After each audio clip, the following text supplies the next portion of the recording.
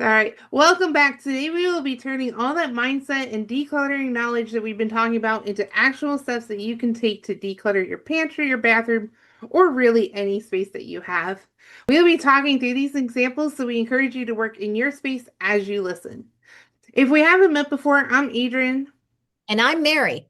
and together we've started the Life with Go-Go community over 5 years ago now to help women like yourself improve your life one week at a time in the areas of organization, productivity, and life hacks. We have a new video each week here on YouTube, as well as a monthly virtual meetup where we actually are able to interact with you in a private Zoom session. So if you're interested in that, please check the box below for more information. And of course, like and subscribe. So we're going to get started, and we are going to start with the pantry. Now, we are not going to show you any specific pantry because no two homes are alike, no two household needs are alike. But this process will work for every space. And I'll give you an example. I have clients with walk-in pantries. I mean, beautiful walk-in pantries. I have clients that use a closet or an armoire. I have clients that don't have any space at all, and we had to use shelves. It will work no matter what. I do have a big suggestion. Before you get started, take a picture of that space, the closet, the pantry, the shelves, whatever you're working on. It's a great way to track your progress and remind you of just how far you have come in a short period of time. And remember, these steps will work in any area. If you don't want to start with the pantry, that's fine, but they'll work in a drawer, a closet, a room, a space, a garage, wherever. Yeah, absolutely. So, as we talked about in a couple of videos, which we'll link here in the top portion of your screen, we do want to start with that pre-work and mindset. So when we're looking at the pantry, for example, we're thinking about where these items are going. Mhm. So pantry is probably the easiest one because honestly, it's either if it's expired, we're going to trash it. If you really insist on eating it, then our advice is that you have to eat it this month. So pull it into like a little special bin because it's got to get consumed. You don't want to donate anything that's expired because nobody wants expired items. Then, if it's good items that you don't want anymore, where are you going to donate it? So maybe it's a blessing box or a food pantry or, a pickup drive. What is it that you're going to take those items to? You also want to think about the outcome of why you're doing this project because in the two prior videos, we talked a lot about the mindset and knowing your why. And so maybe you want better food management. So you don't have expired items or stuff that you spent money on that nobody ever consumed. Or you want easy access. You can see everything. Or you want your healthy foods very visible and your snacks less so, so they're a little less tantalizing. Maybe you want to set up stations. You have a breakfast area or a lunch packing area or easy grab and go food. Maybe your diet or your lifestyle has completely changed and you're eating very differently from the way you were either last month, 6 months, a year, or whatever, and you stock up on different things. Or you really want to have space so you can stock up at different times of the year. It all depends. Yeah. And when you're able to make these big decisions in advance, you're able to get rid of those items while you're in the space because you already kind of are setting some guidelines up for yourself while you're going through.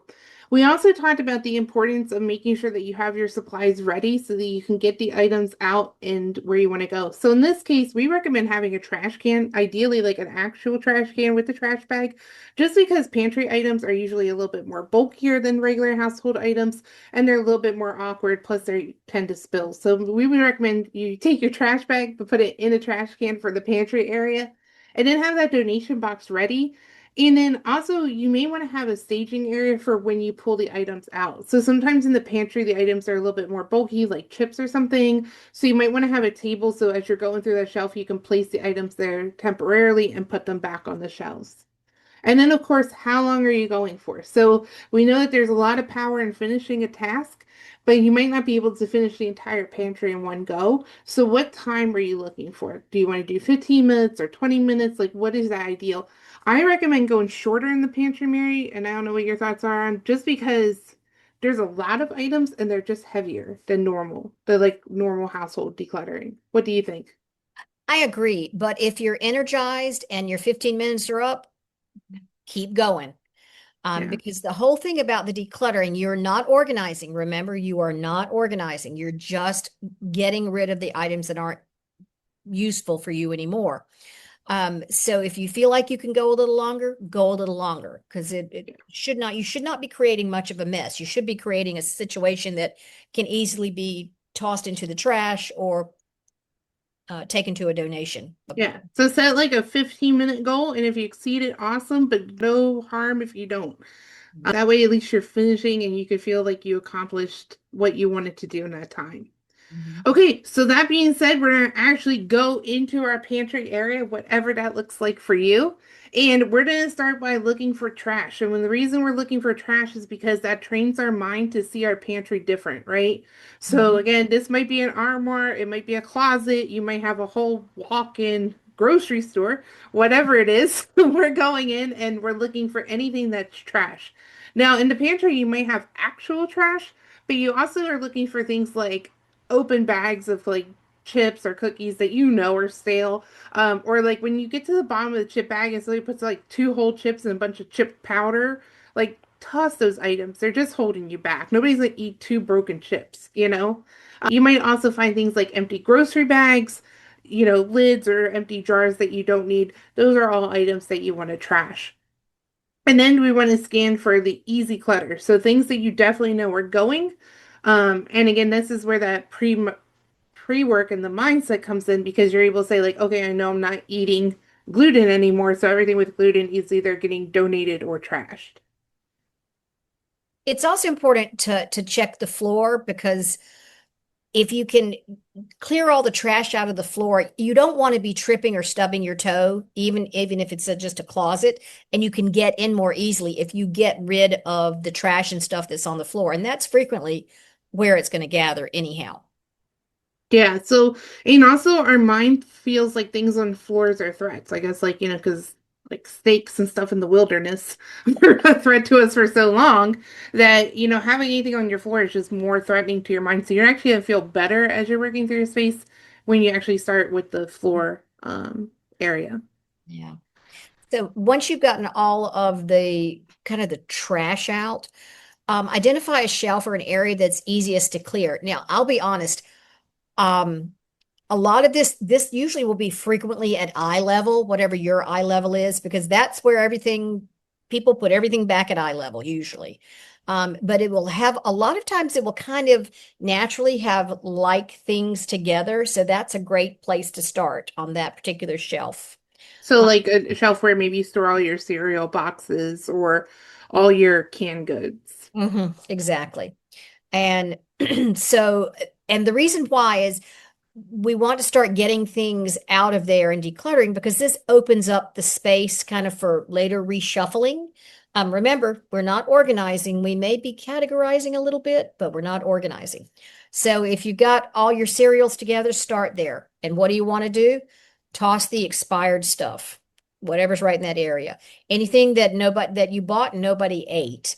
It's mostly gone and there's nothing but left at the bottom. Things that nobody apparently likes anymore.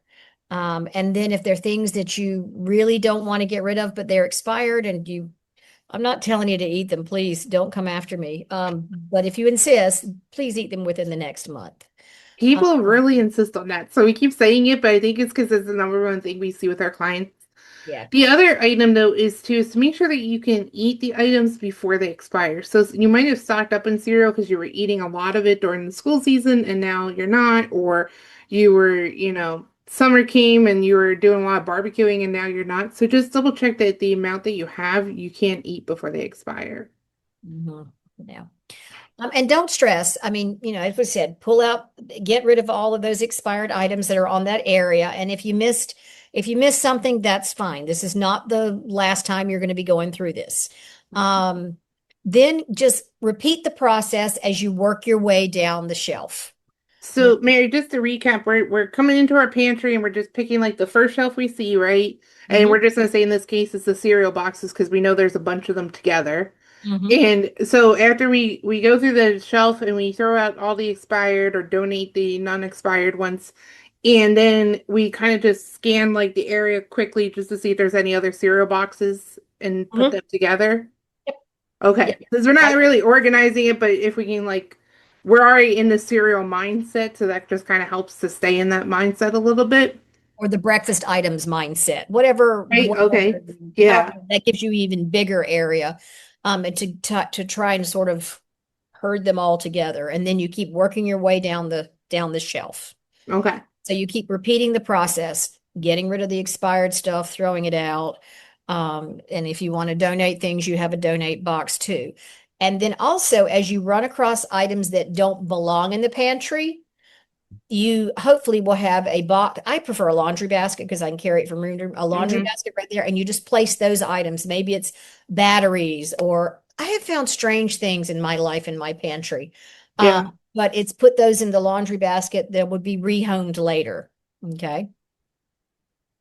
And when we're talking about the pantry, one of the big issues that we have here is that it takes a lot of more energy to do a pantry than maybe some of the other spaces because you are reaching higher or lower, and the weight of the items are really heavy. So, like, especially canned goods, Yep. they're going to take more energy. So, if you plan to work on your pantry today and you're just kind of low on energy, maybe work on something where you could sit or use a stool to support yourself and work on the lighter items instead of going into the canned goods. And then for me, I found we had a period of time where we had, my grandmother was living with us and she was eating food and then she decided she didn't like that type of food. I had Mhm. no idea how fast Campbell's soup expired.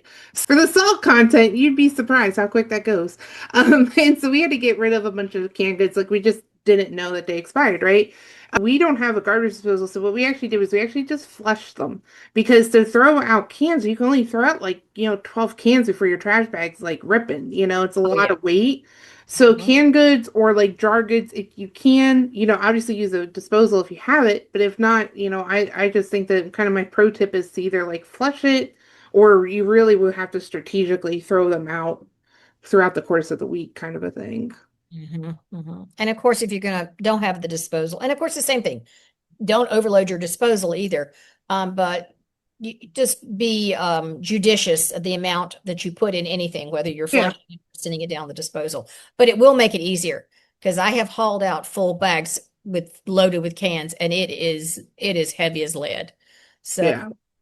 So if you're doing this on your own, that might be something to keep in mind too. Like, do you have somebody coming over who can help you throw out the canned goods or to pace yourself as you're disposing of them? yes. And also you made a point about reaching up to higher shelves. You need to have a proper ladder or step stool. Please don't be climbing up shelves to get to the top. That's a Mhm. bad idea. Wait and get some help if you need to. Because I'm only 5 feet tall. So I have step ladders and ladders all over the house. So I can reach stuff. And when you're going through your pantry, I know we talked about canned goods, but the pantry items in general do take up like a lot more trash and they can get kind of heavy. Mhm. So just, usually we wait till the end to take out all the trash, but you may want to do it as you go through the different stages. You might want to just double check that your bag's not too heavy or anything before you move on. Right. And that is something I talk about with clients with boxes and bags. I check the weight of the bag and I want to be able to easily lift it. I rather the bag only be half filled if I can easily pick it up and carry it and take it to the trash can. I rather make 4 trips that are easy than one trip that's hard because then the bag can potentially rip. Now you've got stuff everywhere. It's just created more of a mess. Yeah. So the end results when you're finished going through this, repeating this process through each shelf or uh, whatever, mostly shelves, what you're working through, bins or whatever, is that you're going to have the food that you like or that you eat to keep yourself healthy. That's going to be in your pantry. And it'll kind of be in general rough categories. Once again, we're not organizing, but in the declutter process, we can kind of get all the breakfasty stuff together or the pasta-y stuff together or the canned goods together. So, and then you have this gives you some breathing room in your pantry for the new inventory you may want to introduce, maybe the sodas that are in the closet in the hallway versus being in the pantry. And also, this gives you some breathing room to add some organizational bins and systems later, not now. because organizing really does take more space than shoving. Again, I cannot say it enough. Do not go out and buy any organizing bins or anything right now. You are decluttering because there's a whole process if you are going to use storage containers of any type that you need to go through and think about before you buy anything. Trust me, just Absolutely. get rid of things right now. All right, and so then that would basically end the decluttering phase in the pantry. Yeah. So we can kind of move on to the bathroom. So again, we're using the bathroom in general. Obviously, everybody's bathroom's gonna look a little bit different. How you use bathrooms gonna be a little bit different, but we're gonna kind of just walk through these steps as a whole. So here we're gonna start with some of that pre-work. It's the same thing like the pantry. Where are these items going? Again, what's nice about the bathroom, just like the pantry, is most of these items are going in the trash. Mhm. Like, if you have open items, you have to trash them. And it is really hard because, Mary, you talked about the sunk cost on these, especially women's beauty products are so expensive, but you really don't know if they work. Like the best we would have got a little test sampler to try it out. You don't know long term if you like something. So, give yourself some grace and let those products go. If they're not serving you or you really don't like them, like, are you going to really force yourself to wear something you don't like for like months on end until you use it out? Or would you rather just let it go and buy something that actually does work for you? And then if it's not trash, it's not open, and you do want to donate, then that's like where like women's shelters or food pantries could come in. But again, really have to be selected that the product's not used, it's not expired, because that's just putting the burden on the food pantry then to throw that out. Mhm. Exactly. Like in the pantry, I want you to think about what you want your outcome to be. We talked about that in the prior two videos of mindset. So maybe you want easier access to all of your beauty items. Maybe your lifestyle or your body has changed and you simply don't need these products anymore. Uh, You want the bathroom to be easier to clean, maybe, or easier to figure out if you're running low on something. Maybe you want a bigger overhaul. The primary bathroom is the first place we see in the morning, usually. So you want to feel good about it and you want to feel light about it. So redoing that bathroom gives you those positive vibes. And remember, in most cases, a lot of this stuff, a lot of these products we had either were kind of given to us as a sample or we had to bring home to try. Because, like Adrienne said, that's the thing about a lot of our products for our bodies and our faces and, toothbrushes, whatever, is you have to try them to figure out whether they work. And then we kind of feel guilty that we spent a whole lot of money. But it is okay. Give yourself grace to say it is okay that I'm going to either throw this out or donate it. Absolutely. And also, like, the more you get rid of, the easier it's clean because the bathroom stuff is so messy, like with hairsprays and lotions and potions, like, ugh, Yeah. it's hard to wipe everything down. But again, in the bathroom, you want to set a timer for the space. So again, we recommend the 15 minutes go if you feel like you have the energy. But you can also do spaces in the bathroom. Typically, the drawers are smaller, the areas are smaller. So you could say, like, today I'm going to do the shower, today I'm going to do the drawers. So you could set that as your goal or your timer goal, but just kind of knowing in what do you want to accomplish in this session so you can kind of keep yourself motivated. Oh, And of course, we want to start with our trash. So the easy items that can go. So that nasty lotion, toss it in the trash. The gift that you don't really like, toss it in the trash. Also like checking your shower for like products that you're not using. So many of our products wind up in the shower that we're just not using. Let it go. You deserve better. So anything that's trash that you see, just toss it out as the first step. and then also start with the floor again, particularly in the linen closet. Um, get that floor cleaned out so you can move around easily, get all that trash tossed away, pull the trash can out and put it out a little bit further. You can toss your trash in it. Yeah, and then we're looking for the easy clutter. So, in the trash, we got rid of some of the products we don't like, but now it's kind of going through and seeing like what product maybe is broke, like your palette dried out, or you can't sharpen that eye liner pencil anymore. It needs to go. It could also be like the old hairy shaver that for some reason we keep thinking we're gonna reuse. For me, some of the easy clutter in my bathroom that we get is, like you said, the marketing samples, but also like the hotel soaps and stuff. And they are cutting back on that, but we still like keep it. Like I have never opened a bar of hotel soap and been like, oh, I'm so excited to use this. I just don't use it, but yet I have it, and somebody could actually use that soap that needs it. So those are the items that you probably either want to donate, or again, mostly, unfortunately, in the bathroom, we are trashing a lot of these products just because of the sanitary nature of them. And then again, if you find stuff that does not belong in the bathroom, little laundry basket or box of some description to toss in items that are going to be rehomed somewhere else in your house. Yeah. And then I think, Mary, my favorite part to start in the bathroom, like obviously after we got out the easy stuff and now we're doing like the harder pass for the harder to declutter items where we have to make more decisions. Mhm. I like to start with like the drawers in my bathroom, or in our case, we don't have too many drawers. We have more like shelves, but just like the little bins in there. And for me, I just like to get like a Amazon shipment box. So you don't have to worry about if it gets dirty or not. But to when I'm pulling those things out, I have a place to put them because the bathroom has so many small bins and bobbits and things that roll off the counter. So for me, that's like how I personally like to sort a bathroom is not to organize into a bin or a box, but just to have something to catch all those small items as you're pulling them out of the things that you want to keep. Right, because then you can toss out the old mascara, but keep the new. Yes, toss new, toss, but or use and have it all in one box. Once again, you're not organizing, but you're keeping the stuff that you want to keep separate and tossing out the stuff you don't want to keep. So love that. And then just like we mentioned in the pantry, if you really insist on eating the food, then, putting it aside in the bathroom, if there's something that you haven't used recently and you still want to try it, like it is a marketing sample or maybe it was a gift, then I think you should kind of like put them out on the counter in a little bin contained and just be like, you know what, on this next week or two, I'm going to try one product a day. And then that way you're able to say, yes, I like it or no, I don't. And if you don't, put it in the trash immediately. Yes. Yeah.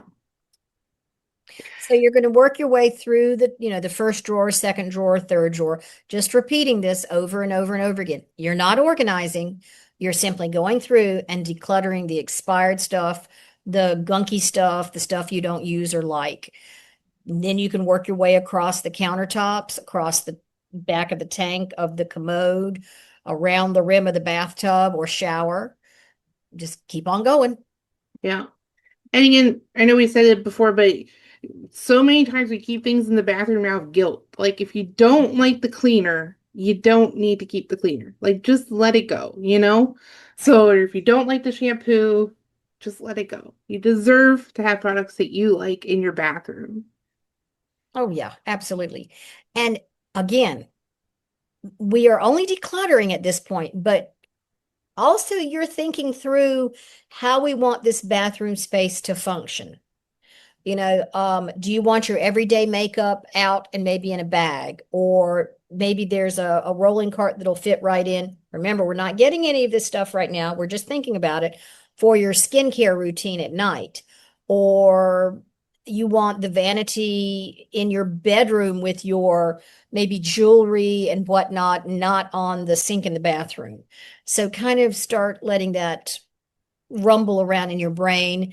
Keep some notes on these ideas. And then when we move out of decluttering into organizing, you have some thoughts about what you want to do. But once again, don't go buy anything.